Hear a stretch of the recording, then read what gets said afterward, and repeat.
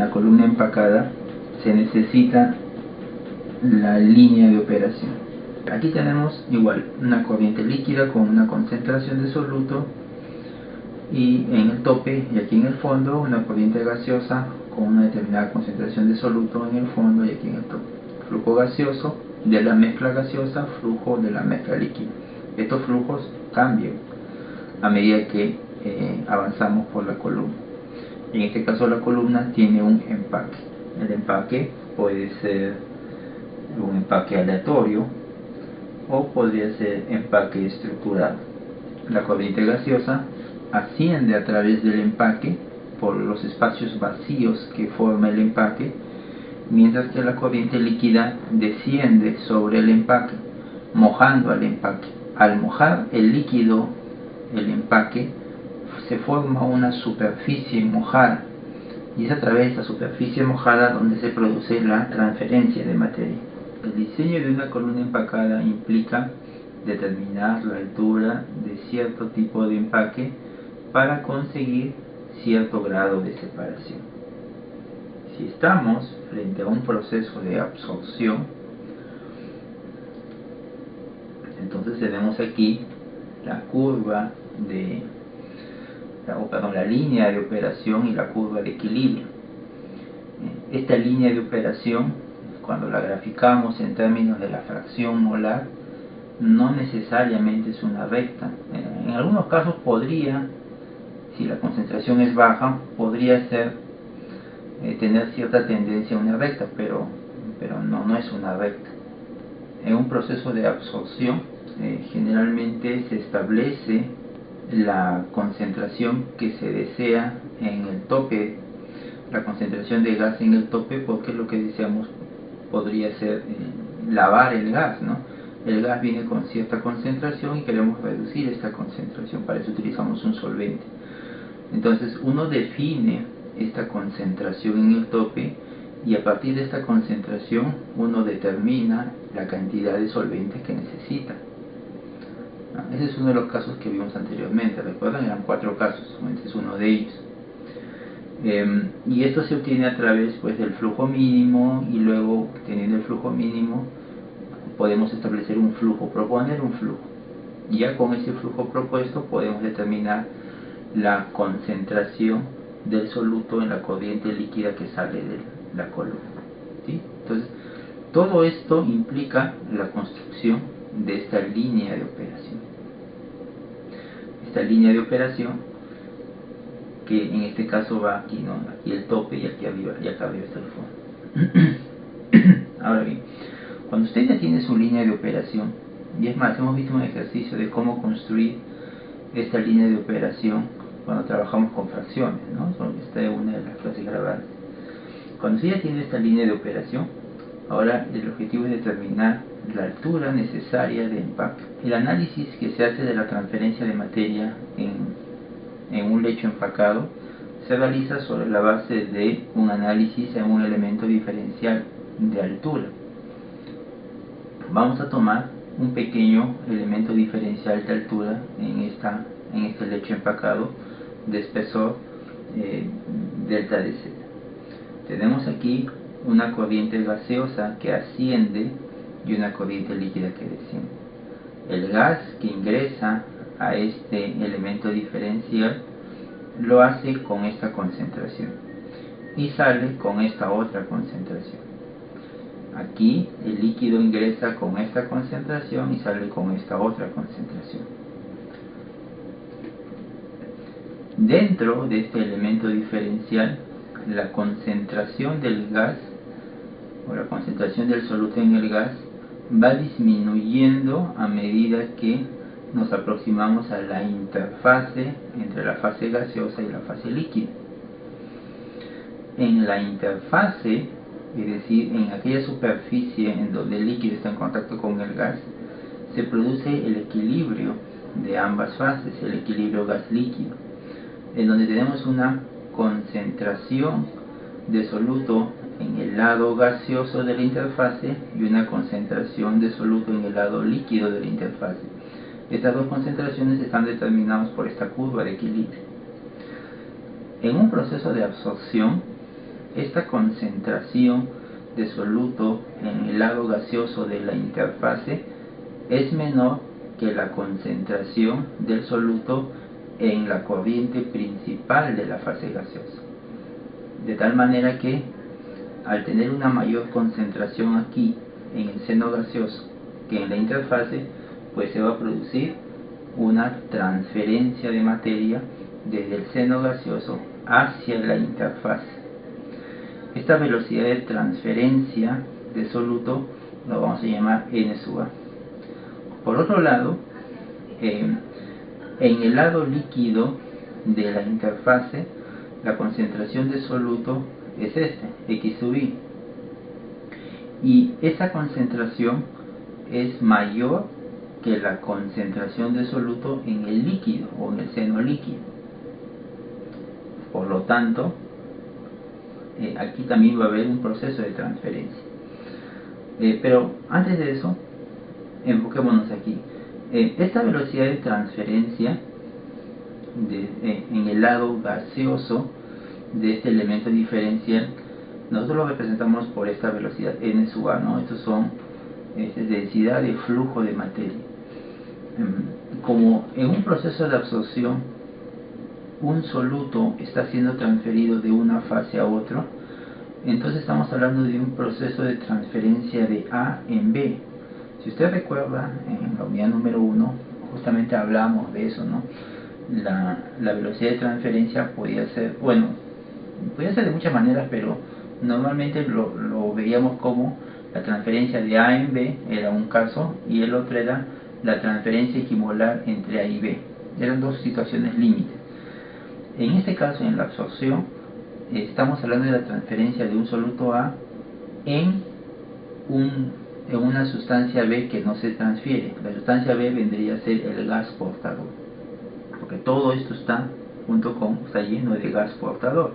Entonces, el soluto se está transfiriendo dentro de un gas, una transferencia de A en B, y eso lo podemos representar por esta ecuación, donde F sub G es el coeficiente de transferencia de masa en el lado gaseoso.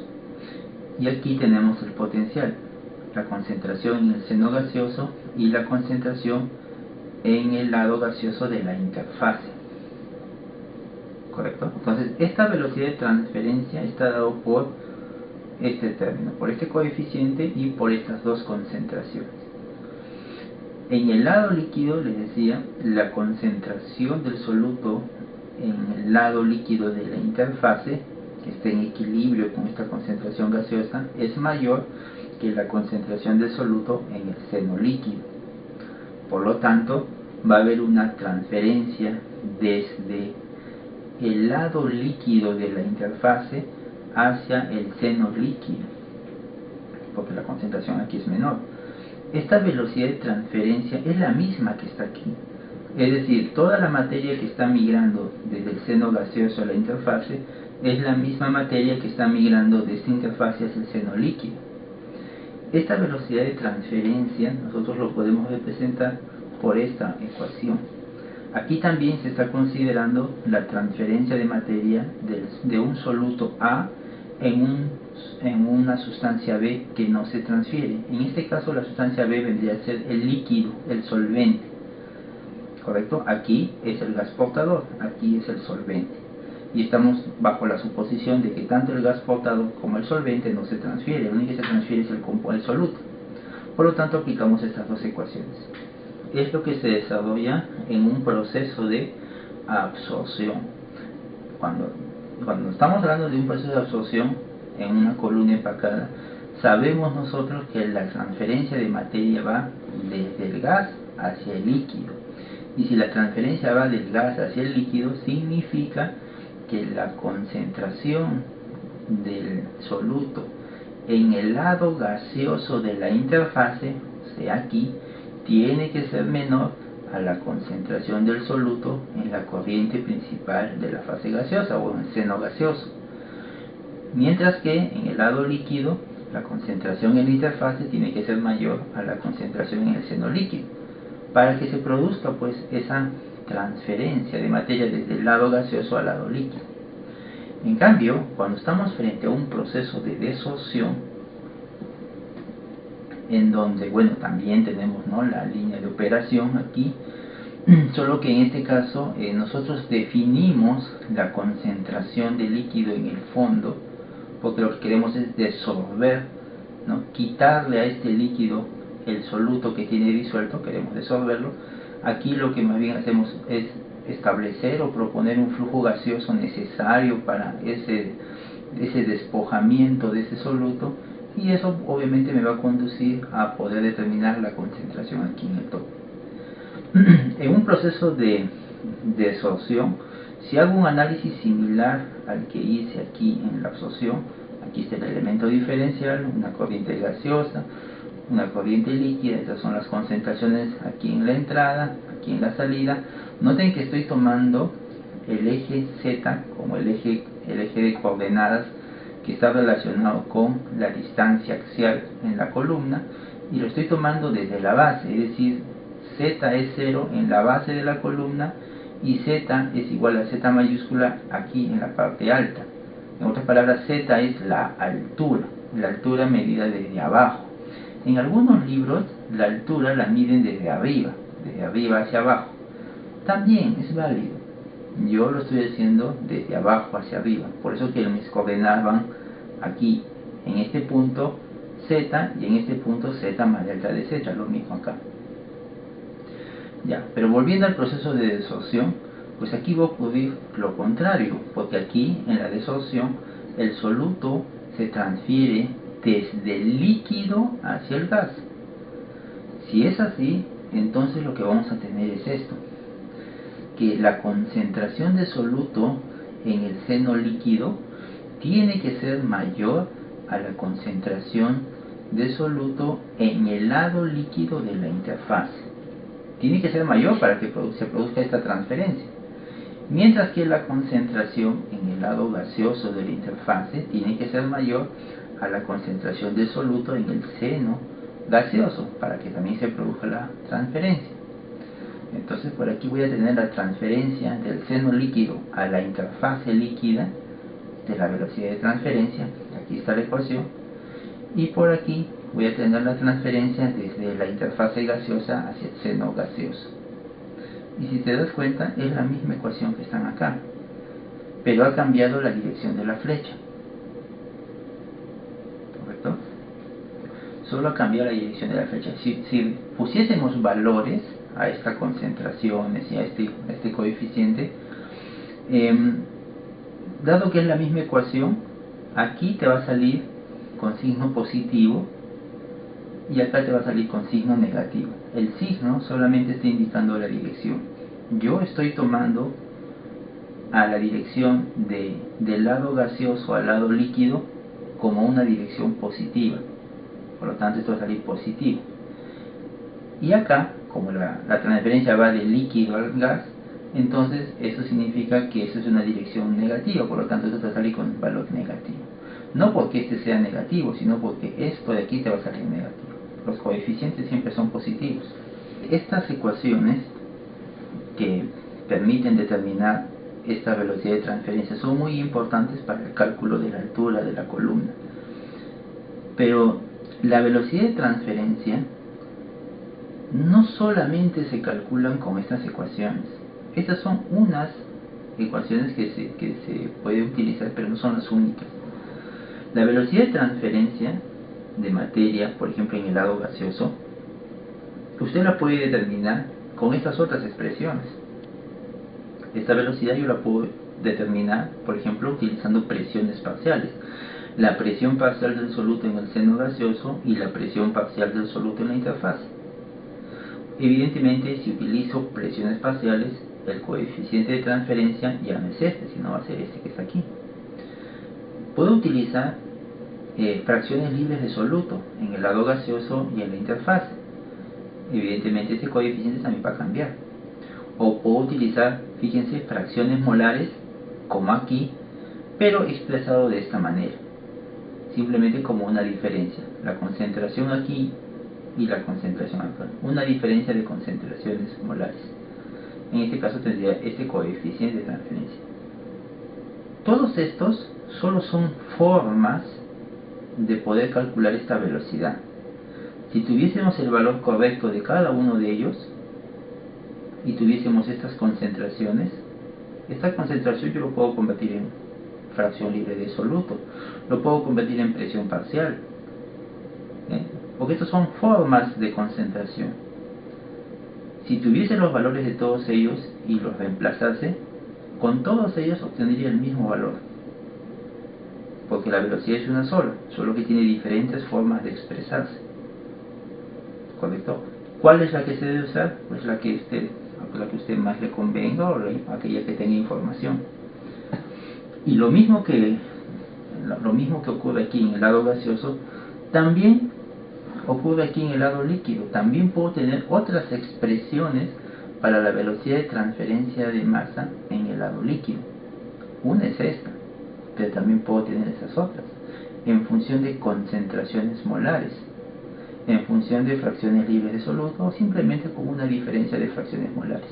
Evidentemente aquí también estos coeficientes no van a ser iguales, pues no, van a ser diferentes. Si nos percatamos aquí, el razonamiento es el mismo, sea un proceso de absorción o desorción, solamente cambia la dirección de flujo, o sea, cambia el signo nada más de este término.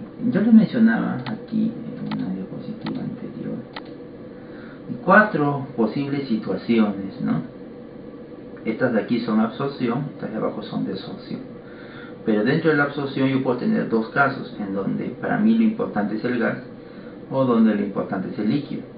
O aquí en la desorción, lo que importante es el líquido, o acá lo importante es el gas. ¿Okay? Esas 4 situaciones yo también las puedo plasmar aquí. Es decir, para mí puede ser importante, cuando haga el diseño de mi columna, lavar un gas. Si mi objetivo es lavar un gas, lo que estoy diciendo es que para mí lo importante es la corriente gaseosa. Es decir, yo tengo una concentración aquí en el gas que ingresa y tengo por objetivo reducirla a este valor. Ya, esto de aquí se va a tener que ajustar a esto. Mi objetivo es el gas, lavar el gas, reducir la concentración del gas. También podría ser enriquecer el líquido. Aquí mi objetivo es que este líquido, que tiene una baja concentración de soluto, incremente su concentración. Y para eso utilizaré algún gas. Entonces mi objetivo es llegar a esta concentración. Sea el lavado de un gas o sea el enriquecimiento de un líquido, ambos son procesos de absorción, ¿no? En ambos casos vamos a tener esto. La materia va a fluir del lado gaseoso al lado líquido. Ahora, si mi objetivo es enriquecer un gas, es decir, tengo una corriente gaseosa con baja concentración y quiero que su concentración aumente, y para eso le agrego un solvente que tenga ese soluto, entonces estoy disolviendo al líquido, pero con el objetivo de enriquecer al gas. O tengo una corriente líquida cargada en soluto y quiero reducir su concentración, y para eso lo pongo en contacto con un gas que le quite el soluto. Entonces estoy frente al proceso de despojamiento del soluto, de un soluto del líquido. El enriquecimiento del gas o el despojamiento del líquido, ambos son procesos de desorción. En ambos casos, la materia va a fluir del lado líquido al lado gaseoso. Por un momento me voy a olvidar de absorción y desorción, y me voy a enfocar en el gas. Vamos a suponer que, fíjese que tanto en el lavado del gas o en el enriquecimiento del gas, mi objetivo es el gas, ya sea reducirle la concentración o aumentarle la concentración. Pero cuando mi objetivo está enfocado en la corriente gaseosa, entonces yo puedo abordar el diseño de la columna empacada justamente sobre la base de la corriente gaseosa. Y para eso tendría que hacer algún balance de materia, y voy a llegar a esta ecuación.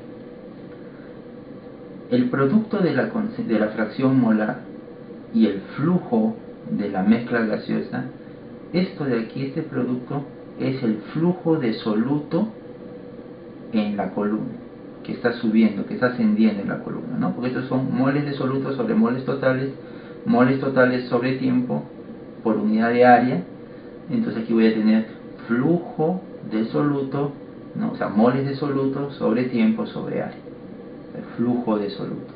Este término representa la variación del flujo de soluto cuando pasa por este elemento diferencial, sea aquí o sea aquí, es igual, ¿no? Si es aquí en absorción, pues aquí va a haber una reducción, ¿no? Porque esto se va a reducir. Si es una desorción, pues va a haber un aumento, esto va a aumentar. Pero sea que reduzca o que aumente, es una variación. La variación del flujo de soluto en este elemento diferencial se debe a la velocidad de transferencia, ya sea que esté saliendo del gas o que esté ingresando al gas, me interesa. Entonces se debe igual a esta velocidad. Ahora, aquí hay algunos términos que es importante tenerlos presentes. Por ejemplo, miren aquí, este Y pues vendría a ser los moles de soluto sobre los moles totales, como lo dije hace un momento.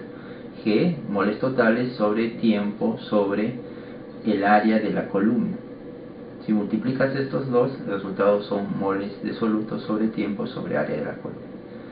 Esta velocidad de transferencia es moles de soluto que se están transfiriendo de una fase a otra por unidad de tiempo por área de transferencia, no es por área de columna, es por área de transferencia. El área de transferencia es el área mojada, es el área que hay entre el líquido que está mojando el empaque y el gas que está pasando, ¿no? Que está ascendiendo, multiplicado por este parámetro A, que es un área también.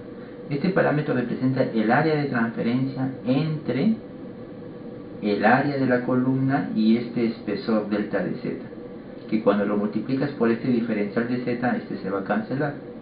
Esta área de transferencia se cancela con esta área de transferencia y ya queda moles de A sobre tiempo sobre área de la columna, que es lo que está aquí. Este término es muy importante. Ese es el área de transferencia por unidad de volumen. Este es área y este es área por distancia, es volumen. Entonces, área de transferencia por unidad de volumen. ¿Existen correlaciones para determinar esa área? Sí, hay algunas ecuaciones que permiten calcular eso. El balance de materia del soluto en la corriente gaseosa está dada por esta ecuación. Y esto lo utilizamos cuando a nosotros nos interesa un proceso en donde el gas es lo importante. Pero cuando estamos frente a un proceso, sea de absorción o desorción, en donde más bien el líquido es lo importante, entonces conviene trabajar con la composición en la fase líquida. Entonces aquí el balance de materia en este elemento diferencial lo puedo hacer en términos, pero de la fase líquida, ya no de la fase gaseosa. En ese caso voy a obtener esta ecuación, que si se dan cuenta es similar a esta. Aquí está la transferencia y aquí está el cambio de soluto en la fase líquida. Esta es la corriente líquida y la fracción molar. Entonces es lo mismo que es acá, solo que este es en el lado gaseoso y este es en el lado líquido. Pero esta velocidad de transferencia es la misma. A partir de estas ecuaciones yo puedo determinar una forma de calcular esta altura necesaria para conseguir estas concentraciones, sea en absorción o en desorción.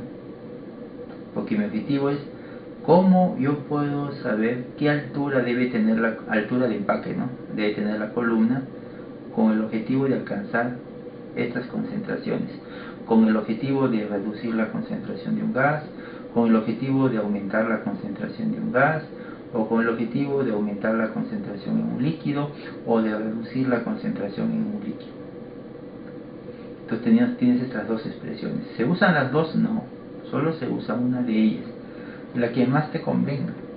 Evidentemente si estás trabajando con esto, pues usa esta, bueno, y si estás aquí, pues mejor usa esta. Pero no significa que si trabajas acá tienes que usar esta, no. Si tú trabajas, estás haciendo un lavado de gases o un enriquecimiento de gases, puedes usar esta, claro, si eres contenta sí lo puedes hacer y está bien, ¿no? Se puede, es válido.